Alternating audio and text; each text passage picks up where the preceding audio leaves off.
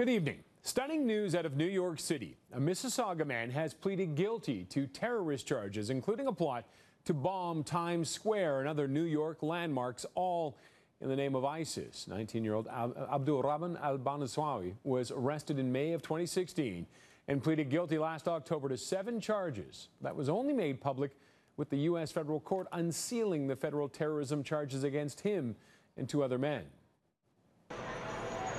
According to U.S. authorities, El Bahnasawy and 2 other men, Talha Haroon, a 19-year-old American living in Pakistan, and Russell Salek, a 37-year-old Filipino, plotted to carry out bombings and shootings in heavily populated areas of New York, including Times Square and the subway system during Ramadan last year.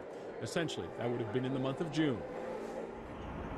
The FBI says the attacks would have been perpetrated in the name of ISIS and that the 3 men communicated through internet messaging apps. At one point, El Bahnasawy and Haroon were in contact with an FBI agent posing as an ISIS supporter.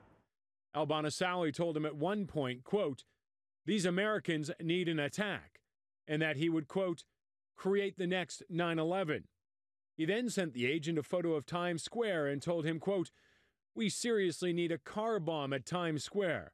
Look at these crowds of people," end quote.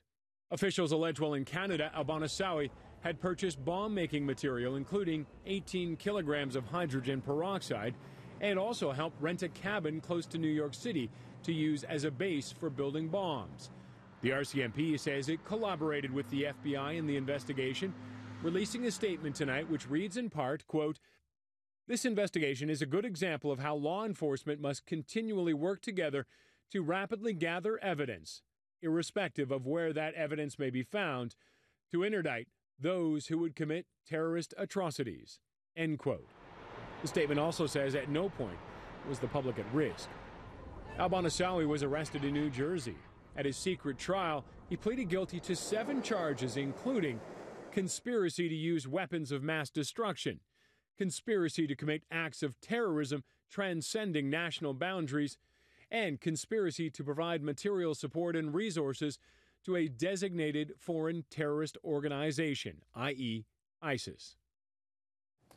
El Bahnasawy will be sentenced December 12th. Officials are not saying what has happened with the other 2 men, if they have had a trial or pleaded guilty and been sentenced.